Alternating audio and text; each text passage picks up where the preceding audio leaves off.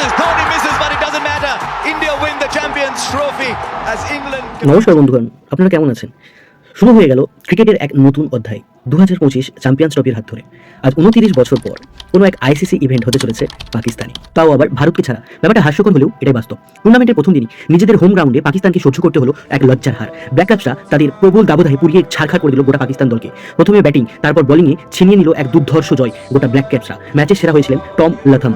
টি-20 world কাপের পর ভারতের কাছে এক সুবর্ণ সুযোগ রয়েছে এই আইসিসি ইভেন্ট জয় করার। 2013 সালে লাস্টবার ধোনির হাত ধরেই জিতেছিল ভারত চ্যাম্পিয়ন্স ট্রফি। তবে গতানুগতিকভাবে ভারত এবং পাকিস্তান ম্যাচকে নিয়ে গোটা বিশ্ববাসীর কাছে একটা বেগ থাকে। ঠিক তেমনই বর্তমানে ভারতের পর এশিয়ার যদি কোনো দেশ ভালো ক্রিকেট খেলে সেটা হলো বাংলাদেশ। ব্যাটিংয়ে দুর্বল হওয়া সত্ত্বেও হৃদয়ে 100 রান যেন কোনো একটা জায়গায় লড়াইয়ের একটু আশা জাগিয়েছিল, কিন্তু শুভমন গিলের ঝড়েতে তা উড়ে গেল এবং ধ্বংস হয়ে গেল। গোটা বিশ্ব তাকিয়ে আছে দুর্ধর্ষ এক ম্যাচের জন্য।